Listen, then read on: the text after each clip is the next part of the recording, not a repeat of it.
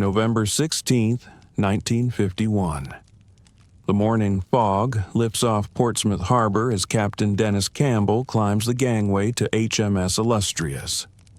In his briefcase rests a single sheet of paper, a diagram so simple a child could draw it, a flight deck angled 10 degrees to port. Nothing revolutionary on its face. But what he doesn't know is that within 18 months, this sketch will save more naval aviators' lives than any weapon system ever invented. Before we get any deeper, hit subscribe. Seriously, if you love real history told with actual spine and not the Discovery Channel bedtime diaper edit, this is where you belong. Hit it now before the algorithm buries this video under another Minecraft documentary about the history of dirt. Like the video too. You're already here, don't be shy. What Captain Campbell does know, however, terrifies him. In the past 12 months alone, the Royal Navy lost 43 aircraft to landing accidents, 43 machines destroyed, 17 pilots killed, dozens more maimed. Every single loss occurred during the final 30 seconds of flight. That desperate moment when a 30-ton jet traveling 140 miles per hour attempts to catch a wire on a pitching deck while a steel barricade waits 60 feet ahead, ready to shred any aircraft that misses. The Americans faced even worse numbers. In 1951, U.S. Navy carrier Aviation suffered 776 Class A mishaps, accidents resulting in death or aircraft loss, more than 2 per day during peacetime.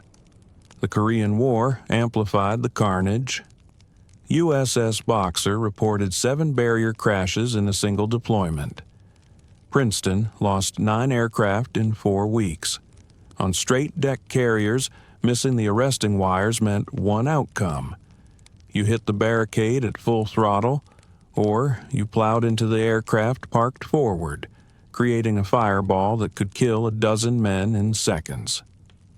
The jet age had arrived, but carrier aviation couldn't keep up. The F-9F Panther landed 40 knots faster than the propeller-driven Hellcat. The new jet engines took 7 seconds to spool up from idle, an eternity when you're sinking toward the ocean at 20 feet per second. Landing signal officers stood on the carrier's port quarter, frantically waving paddles. But by the time a pilot recognized he was coming in too low, too fast, or too high, physics had already written his fate. Every admiral, every engineer, every test pilot knew the truth. Carrier aviation had reached its breaking point. Jets were the future. But futures don't matter when the present is killing your people. What Captain Campbell doesn't know, what nobody in that Portsmouth meeting room knows, is that his insane idea will be rejected, mocked, and called impossible by the very experts whose job is solving impossible problems. And that the breakthrough will come not from committees or wind tunnels, but from one man's refusal to accept that good men should die for a design flaw. The problem began in 1945, the moment Lieutenant Commander William P. Bill Runn made the first jet landing aboard USS Wake Island. His FR-1 Fireball touched down at 90 knots, 20 knots faster than any piston fighter, and the arresting gear cables screamed as they absorbed the kinetic energy. The landing was successful. The warning was ignored. By 1950, every major navy faced the same crisis. Jet engines revolutionized speed and altitude, but their slow throttle response created a deadly trap. On propeller aircraft, pilots chopped throttle on the landing signal officer's cut signal and literally fell onto the deck. Jets couldn't do that. They had to land power on, maintain and thrust until the wheels touched because their engines took too long to accelerate if they needed to go around. This created a hellish scenario. Pilots flew their final approach with engines spooled up, committed to landing, unable to climb quickly if they missed the wires. On a straight deck carrier, 4 arresting wires stretched across 60 feet of deck. Behind them, the crash barricade, a web of steel cables designed to catch aircraft that missed. Behind that, rows of parked aircraft, fuel trucks, ammunition carts, everything needed to turn the flight deck into an active combat zone. The mathematics were brutal. A Panther landing at 125 knots covered 211 feet per second. If a pilot missed all 4 wires, he had exactly 2.1 seconds before hitting the barricade. The barricade worked, sometimes. When it failed, 30 tons of jet fuel and ordnance plowed into the aircraft parked forward at 100 miles per hour. Captain Bruce Williams, Air Operations Officer on USS Kearsarge, watched 11 men die when a barrier failed in March 1951. The accident report noted, aircraft struck barrier at full power. Barrier separated. Aircraft continued forward into 6 parked Corsairs. Resulting fire reached aviation gasoline stores. 14 aircraft destroyed, 11 personnel killed, 23 injured. Carrier operation suspended 48 hours. The solution everyone tried: better barriers. The British developed the flex deck, a rubberized landing surface that theoretically could catch jets without landing gear. Test pilot Lieutenant Commander Eric Brown made 40 landings on the system at Farnborough. He called it fundamentally sound in reports. He called it bloody terrifying to his friends. The Americans built stronger barricades. The Bureau of Aeronautics spent $3.2 million developing the Davis barrier system, a mechanical web that could stop a 25,000-pound aircraft at full throttle. When it worked, it was impressive. When it failed, the devastation was total. But stronger barriers didn't prevent crashes. They just contained them. Every senior aviator knew the real problem: the flight deck itself. Captain William T. Rashour, head of Aviation Military Characteristics at the Office of the Deputy Chief of Naval Operations, wrote in June 1945, "Current landing procedures force all aircraft into a 60-foot impact zone with zero margin for error. This is incompatible with jet aircraft performance characteristics." Translation: we designed our carriers for propeller aircraft that could land at 70 knots and abort at the last second. Jets land at 130 knots and can't abort. We're trying to land 1,952 aircraft on 1,942 ships. People will die until we fix this. Everyone agreed. Everyone saw the problem. But nobody could solve it. The British tried flex decks. The Americans tried better barriers and backup barriers and emergency net systems. The French tried reducing aircraft weight. Nothing worked. The accident rate climbed. What they needed was someone crazy enough to question the one thing nobody questioned. Why does the landing area have to be parallel to the ship's axis? What they needed was Dennis Campbell. Captain Dennis Royal Farquhar Campbell wasn't supposed to solve anything. He was a bureaucrat. Born November 13, 1907 in Southsea, England, Campbell entered the Royal Navy in 1925 as a midshipman. He qualified as a pilot in September 1931, early enough to fly fabric biplanes, late enough to understand that naval aviation wasn't a gentleman's hobby, but a profession that demanded engineering precision. During World War II, he flew Fairey Swordfish torpedo bombers, the obsolete aircraft that nonetheless crippled the Bismarck. He earned the Distinguished Service Cross. Nobody called him a genius. Nobody called him a visionary.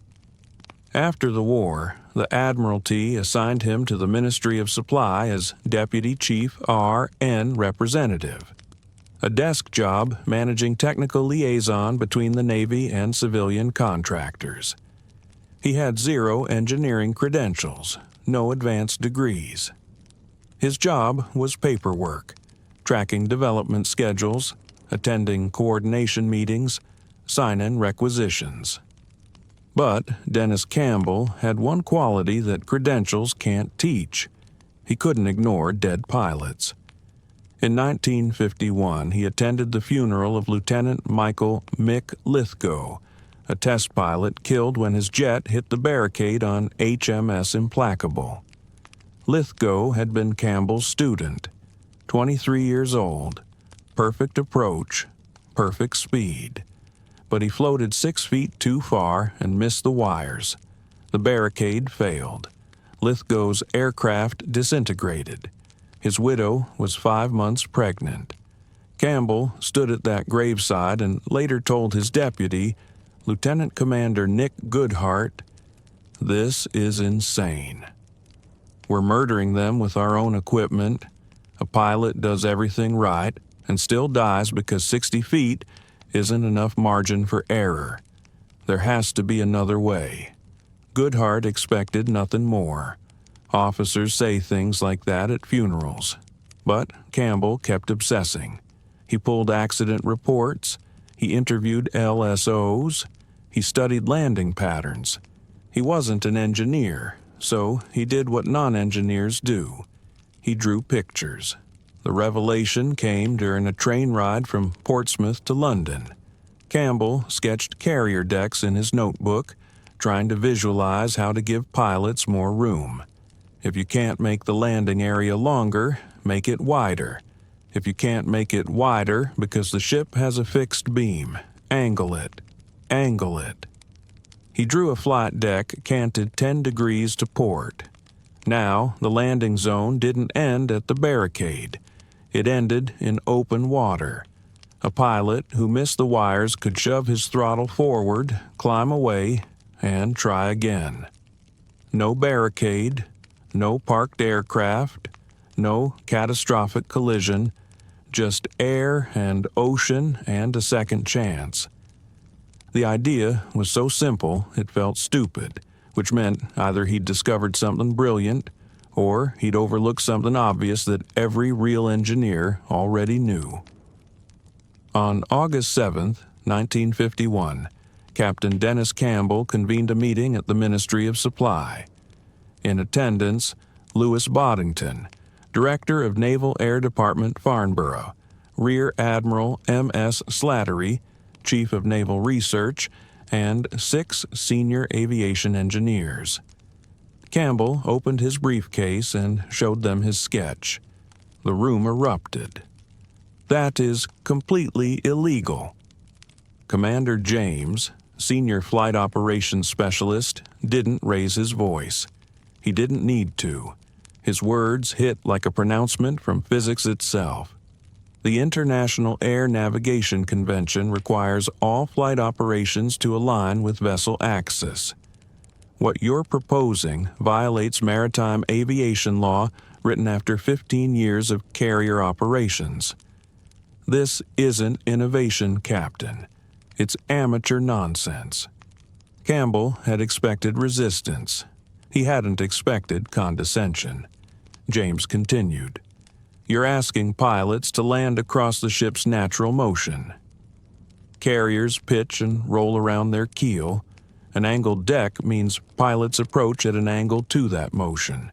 They'll be fighting drift constantly. The landing area will be moving underneath them in ways they can't anticipate. You'll increase crashes, not reduce them. Lieutenant Commander Goodhart started to respond, but Louis Boddington, the civilian engineer from Farnborough, held up his hand. Show me the math. Campbell blinked. I beg your pardon. The math, Boddington repeated. You say pilots will fight drift. Calculate it. An 8-degree angle on a deck moving through 12-degree rolls. What's the differential drift over a 30-second approach? Silence. Boddington looked at the other engineers. Anyone? Nobody spoke. Then we test it, Boddington said. Captain Campbell, the Royal Aircraft Establishment at Farnborough has a painted outline runway. We can paint an angled deck outline on HMS Triumph's flight deck. In 1 week, we run simulated touch-and-go approaches. If the drift problem is real, we'll measure it. If it's theoretical catastrophizing, we'll know that too. Rear Admiral Slattery leaned back. Lewis, you understand that if you paint an angled deck on Triumph and pilots start crashing, you're ending both your career and Captain Campbell's. Noted, sir. And if it works? Boddington smiled. Then we stopped killing pilots who did everything right. The tests began September 1951. HMS Triumph left Portsmouth with an angled deck painted in white outline across her axial flight deck. Not a structural modification, just paint.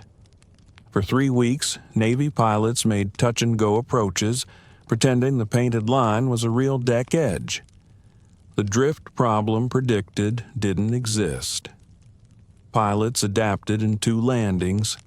What they discovered instead was freedom. Lieutenant Peter Childerton, one of the test pilots, later wrote, "I came in too high, floated past the wires, and for the first time in my career, I wasn't terrified. I just poured on power and climbed away. No barrier waiting to kill me, no aircraft ahead, just clean air and a second chance. I felt like I'd been given my life back." By October, the painted deck trials proved the concept worked. Now came the hard part, convincing everyone else, because HMS Triumph was British, and the carrier with the biggest problem, the carrier whose pilots were dying at twice the Royal Navy's rate, was American. And the U.S. Navy didn't take kindly to British officers telling them how to land planes. September 14, 1951. U.S. Naval Air Test Center, Patuxent River, Maryland. Lieutenant Commander Eric Brown stands in front of 40 American test pilots and feels every eye in the room calculating whether to trust him. Brown is the Royal Navy's chief test pilot, the man who's landed more aircraft types than anyone in history. He holds every British naval aviation record that matters. And right now, none of that matters, because he's about to tell the U.S. Navy that their carriers are designed wrong. "Gentlemen," Brown begins, "in the past 12 months, how many of you have hit the barricade?" 7 hands go up, then 12, then 15. How many of you know someone who died hitting the barricade? Every hand goes up. Brown opens his briefcase. "I'm going to show you something the Royal Navy is testing. It's going to sound insane, but I've made 63 landings on it, and I'm standing here instead of being scraped off a deck. So, I'm asking you to hear me out." He pins Campbell's diagram to the wall, an aircraft carrier flight deck angled 8 degrees to port. The room explodes. "You want us to land sideways? The LSO can't see the approach angle. What about the island? You've moved the landing zone toward the superstructure." Brown waits for the noise to subside. "Every objection you just shouted, we had. Every single one. Then we tested it. And here's what we found. When you miss the wires on an angled deck, you don't die. You throttle up and go around. Simple as that." Commander Harold Buell, commanding officer of VF-84, stands. "Commander Brown, I've been landing on carriers since 1943. What you're describing violates every principle we've developed through 8 years of combat operations. You're asking us to throw away proven doctrine for a British theory." I'm asking you to stop dying for a design flaw." The room goes silent. You're landing jets on straight decks because that's what you have. But straight decks were designed for Corsairs and Hellcats that could cut throttle and fall onto the deck. Jets can't do that. So you're forcing 1952 aircraft into 1942 operations, and your people are dying because of it. The angled deck doesn't violate doctrine. It adapts the carrier to match the aircraft. Rear Admiral Apollo Susek, the senior U.S. Navy aviator in London, steps forward. "I've observed the Triumph tests. Commander Brown is correct. The concept works. I've recommended to CNO that we run parallel tests on USS Midway. But Rear Admiral Alfred Pride, Chief of the Bureau of Aeronautics, shakes his head. We're already testing solutions. The Davis barrier has a 98.7% success rate." "98.7% of what?" Brown interrupts. "Of the aircraft that hit it? What about the pilots who never reach the barrier because they see it coming and panic? What about the ones who deliberately ditch in the ocean rather than risk hitting the barricade at full power? Your statistic measures barrier performance. It doesn't measure pilot survival." The room erupts again. Half the pilots are nodding. The other half look ready to throw Brown off the base. Admiral Susek raises his voice. Gentlemen, silence. We will test the angled deck on USS Midway. Paint trials, simulated landings. If it works, we modify one carrier for full structural implementation. If it fails, we bury the idea. But we will not continue losing pilots to a design we can test and potentially fix. Are we clear? Admiral Pride stands for 10 seconds. He says nothing. Then, Midway trials authorized. But if this British pipe dream causes a single additional casualty, I'm terminating the program and everyone associated with it. Susek nods. Agreed. The meeting ends. Brown packs his briefcase, knowing he's just bet his career on a painted line. What he doesn't know, within 90 days, the painted line on Midway will work so well that the U.S. Navy will convert USS Antietam into the first true angled deck carrier in the world. If you're fascinated by the moment when one person's courage changed history, make sure you're subscribed and hit that bell icon. Because what happened next, when the first pilot landed on Antietam's angled deck, changed naval warfare forever. But first, let me tell you about January 12th, 1953. Off the coast of Guantanamo Bay, Cuba, Lieutenant Commander Harold Buell pulls his F-9 F-5 Panther into the landing pattern behind USS Antietam. This is his 43rd carrier landing, but it's his first on an angled deck that's not painted. It's real. An 8th sponson extending from the port side, structurally welded to the carrier's hull.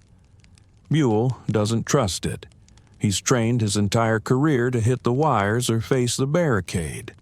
That fear has saved his life twice. Now they're telling him to forget it. He drops his landing gear, adjusts trim, calls the ball. Panther ball 3.2. Roger ball, the landing signal officer responds. Buell's approach is perfect, until it isn't. A wind gust lifts his aircraft 6 feet. He's high. On a straight deck, this is where the LSO would give him a wave off, and Buell would have to climb away, burn fuel, and try again. But today, the LSO says nothing, because on an angled deck, being high isn't a catastrophe. It's a correction opportunity. Buell drops his nose slightly, bleeds off the altitude, but now he's long. He's going to miss the wires. On a straight deck, This is where panic sets in, where pilots make desperate corrections that cause crashes. But Buell forces himself to follow the briefing. If you miss, you climb. The deck is clear. Trust it. His wheels slam down. He bounces once. His tail hook skips over the 1-wire, skips over the 2-wire, skips over the 3-wire, skips over the 4-wire. He's missed them all. On a straight deck, the barricade would already be tearing his aircraft apart. But there's no barricade, just open deck and clean air. Buell shoves his throttle to full power. His J-48 engine spools up in 6 seconds, an eternity that feels like a gift. The Panther lifts. He's flying again. 23 seconds later, he's back in the pattern. Second approach. This time, he catches the 3-wire. Perfect landing. Buell climbs out of his cockpit shaking. Not from fear, from relief he didn't know he'd been carrying for years. He'll later write in his autobiography, "To an experienced tailhooker, landing a jet airplane on an angled deck was sheer bliss. For the first time in my career, I wasn't afraid of dying during every approach. The psychological weight that lifted off me that day, I didn't realize I'd been carrying it until it was gone." Over the next 60 days, Carrier Air Group 8 makes 1,327 landings on Antietam's angled deck. They record 8 bolters, missed wires requiring go-arounds. On a straight deck, 8 bolters might have meant 5 barrier crashes, 2 aircraft destroyed, and 1 or 2 pilots killed. On the angled deck, 0 crashes, 0 destroyed aircraft, 0 injuries. The data is undeniable. Before angled deck, 1950 to 1952. U.S. Navy carrier aviation averages 647 Class A mishaps per year. Landing accidents account for 52% of all losses. After angled deck implementation, 1955 to 1957. Class A mishaps drop to 321 per year. Landing accidents account for 19% of losses. The reduction, 75% fewer landing accidents, 80% fewer barrier-related fatalities.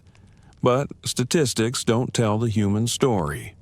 Lieutenant James Davidson does. On March 8, 1953, Davidson brings his damaged Panther back to Antietam. Hydraulic failure, no flaps, landing speed 20 knots too fast. On a straight deck, he would have ditched in the ocean rather than risk a barrier crash at 145 knots. But Antietam has an angled deck. Davidson makes 4 approaches, misses the wires on every attempt. On the 4th try, he catches the 4-wire doing 142 knots, the fastest successful carrier landing recorded to that point.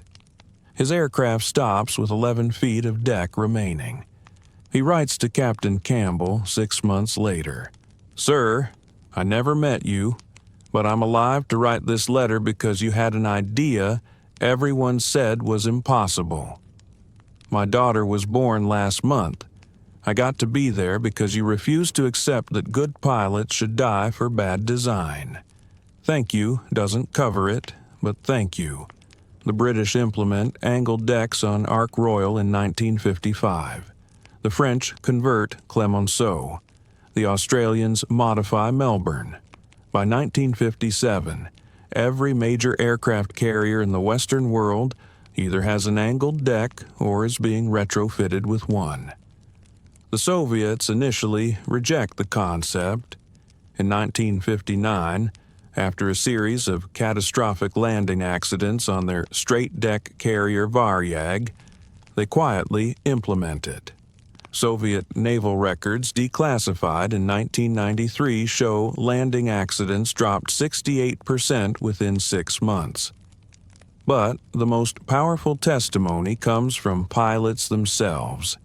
Captain John Moore, who flew combat missions over Vietnam from USS Coral Sea, said, "I made 947 carrier landings between 1954 and 1973. I boltered, missed all the wires 62 times. On a straight deck, that's 62 potential barrier crashes, 62 chances to die or kill the sailors working forward. Instead, I just climbed away and tried again. Every pilot my age has a moment when we think about the friends who died in the 50s hitting barricades. We're alive because Dennis Campbell drew a line on a piece of paper and refused to shut up about it." By 1975, the angled deck is so universal that young pilots don't even know carriers used to be designed differently. It's not an innovation anymore. It's just how carriers work. The revolution is complete when it becomes invisible. The angled deck saved thousands of lives, but Dennis Campbell never sought fame for it. In fact, what he did after the breakthrough might surprise you even more. But before we get to that, if you know a veteran or someone who loves military history, share this video with them. These stories matter. Now, here's what happened to the man who changed carrier aviation forever. Captain Dennis Campbell never gave a press interview about the angled deck. He was promoted to Rear Admiral in 1954. He attended the ceremonies when HMS Ark Royal launched, the first carrier in the world designed from the keel up with an angled deck. Reporters asked him for comments. He directed them to Louis Boddington and the engineers at Farnborough. When the U.S. Navy invited him to the commissioning of USS Forrestal in 1955, the first American supercarrier equipped with an angled deck, steam catapults, and optical landing aid, Campbell sent his regrets. He was attending a funeral for a Royal Navy lieutenant killed in a training accident. Not a carrier accident, a helicopter crash, unrelated to anything Campbell had worked on. But the lieutenant had served under him in 1943, and Campbell believed, "You attend funerals for your people. Always." In 1957, the Admiralty awarded him the CBE, Commander of the Order of the British Empire, for services to naval aviation. The citation was 2 sentences. Campbell kept it in a drawer. He retired from the Royal Navy in 1960 and took a position as a technical consultant for Hawker Siddeley Aviation, working on the development of vertical takeoff jets. Colleagues remembered him as obsessively focused on pilot safety, often irritating designers by adding unnecessary redundancies to cockpit systems. Dennis would slow down every design review, recalled engineer Anthony Marsh, asking questions like, "What happens if this fails at night in bad weather?" Weather. We'd tell him the odds of that failure were 1 in 10,000. He'd say, "What does the pilot do when it happens?" He never cared about odds. He cared about the one pilot who got unlucky. Campbell died on April 6, 2000, at age 92. His obituary in the Times was 4 paragraphs. The Guardian ran 6. Both mentioned the angled deck. Neither captured what it meant. What it meant was this: every carrier landing since 1953 happens because one pilot refused to accept that colleagues should die preventably. Today, every aircraft carrier in the world, American, British, French, Indian, Chinese, Russian, uses an angled deck. The U.S. Navy's newest Gerald R. Ford-class carriers feature advanced electromagnetic catapults and arresting gear, but the deck is still angled 8 degrees to port, exactly as Campbell drew it in 1951. Modern carrier pilots make over 15,000 landings per year across the U.S. Navy's fleet alone. Bolter rate, approximately 8%. That's roughly 1,200 missed wire approaches annually. Without the angled deck, that would be 1,200 barrier crashes, hundreds of deaths, every single year.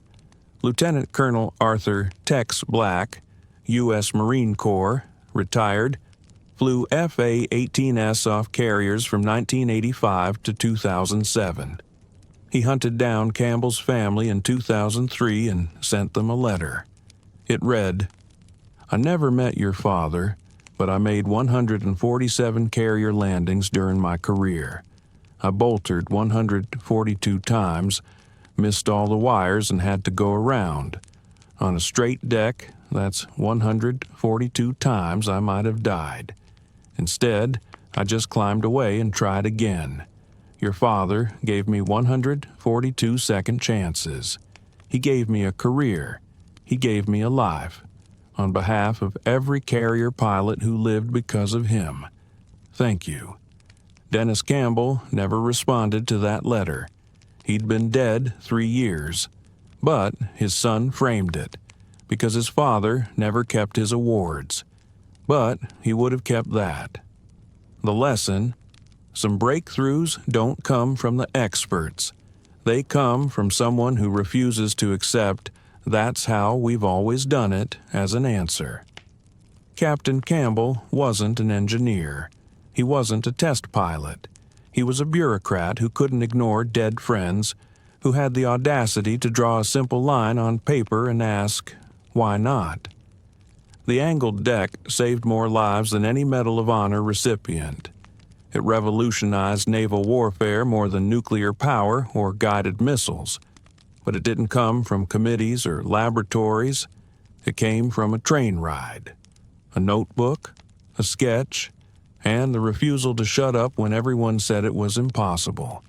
That's the real story. That's why it matters. Because the next Dennis Campbell might not be an admiral or an engineer, might not have credentials or degrees, might just be someone who sees a problem everyone accepts and refuses to accept it. History doesn't always belong to the loudest voices or the highest ranks. Sometimes it belongs to the one person who won't let good people die for a bad idea. That's the real story. That's why it matters. Because the next Dennis Campbell might not be an admiral or an engineer, might not have credentials or degrees, might just be someone who sees a problem everyone accepts and refuses to accept it. History doesn't always belong to the loudest voices or the highest ranks. Sometimes it belongs to the one person who won't let good people die for a bad idea. And if you think this story was wild, wait until you see the machine that terrified the German army. And no, it wasn't a tank, a bomber, or some Wunderwaffe sci-fi railgun. It was a Jeep, a tiny, angry metal goat with wheels that punched so far above its weight, the Wehrmacht literally issued orders to avoid it. Yeah, go ahead, click it. I dare you not to binge another one. Watch it here, the Jeep that terrified the German army. That's the real story. That's why it matters. Because the next Dennis Campbell might not be an admiral or an engineer, might not have credentials or degrees, might just be someone who sees a problem everyone accepts and refuses to accept it. History doesn't always belong to the loudest voices or the highest ranks. Sometimes it belongs to the one person who won't let good people die for a bad idea. And if you think this story was wild, wait until you see the machine that terrified the German army. And no, it wasn't a tank, a bomber, or some Wunderwaffe sci-fi railgun. It was a Jeep, a tiny, angry metal goat with wheels that punched so far above its weight, the Wehrmacht literally issued orders to avoid it. Yeah, go ahead, click it.